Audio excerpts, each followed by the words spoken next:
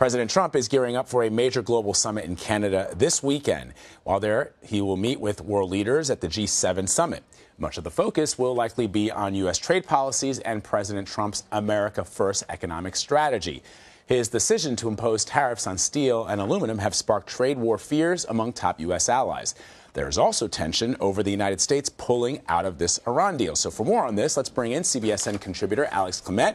He writes for Signal, a newsletter produced by GZERO Media. Good to see you. Glad to be here. So what are you going to be looking for as this G7 summit gets underway? Well, it's quite a remarkable gathering. I mean, usually these G7 meetings are photo ops and there's some handshakes and talk shop. Not much happens.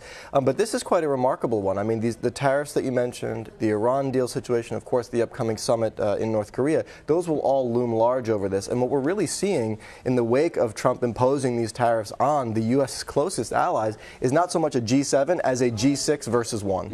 And I think one thing to watch very closely will be, will those other 6 countries make common cause in sort of pushing back against the U.S. new, more assertive trade policy, or will the Trump administration be able to split them off one by one? Right? So I think it's a sort of classic prisoner's dilemma problem. If all 6 of these other countries work together to put pressure on the U.S., they could probably coax something different. But the Trump administration, my guess, will be very successful in isolating each of them who want to pursue their own interests. So the question, I think, will be ultimately what it'll come down to is imposing these trade tariffs. Do they work? Do they help the U.S. economy? If they start to hurt the U.S. economy, it doesn't matter whether those other countries are united against the United States or we're dealing with them individually. The economy will suffer. And that could lead to potential problems not only at the ballot box, but for the president, including his base. True. I think it's important to separate, though. One thing is the effects of trade tariffs on the economy writ large, as distinct from the distinct political benefits of certain kinds of tariffs in the short term, right? I mean, if Trump is, Trump is looking ahead to the 2018 midterms and, potentially to 2020 as well, he wants to deliver for a base that will see a strong political symbolism in hitting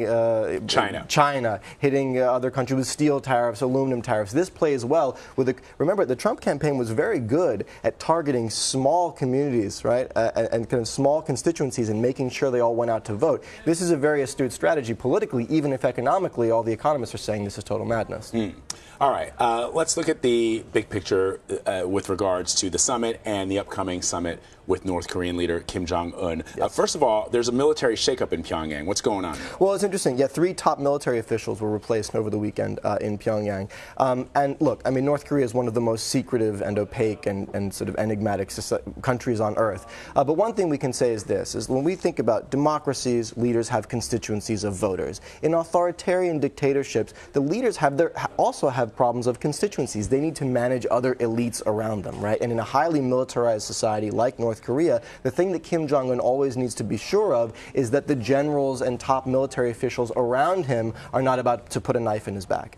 And so I think one of the considerations that may have gone into this is that older military officials who were replaced may have had misgivings about this young leader's sort of, potentially reckless attempt to deal with the U.S., to open up the economy, to potentially make concessions, or at least go onto a path that could look like concessions on the nuclear program. So what this may have had to do with is Kim Jong Un astutely kind of putting people around him who he knows will support his agenda, rather than leaving things to chance with people who might not. That, to me, is what is most fascinating about this North Korea-U.S. summit, which is, does Kim Jong Un have the support of those elites, of those generals? Because let's face it, he is known to have put his own family members in prison and in some cases allegedly killed them. But if you don't have the support of those elites, it doesn't matter about what the people, like it does in a democracy. Right. It is those elites. Are they backing this or are they not? And I'm just curious if these moves signify that there may be this is a purge of people who are not supportive. Yeah, well, some people will say, look, this is a sign of divisions within the elite. Other people will say, well, actually, this is a sign that Kim Jong Un is astutely lining up his ducks properly before he goes into these talks. Power. We don't know, but it's the right question to ask. Yeah.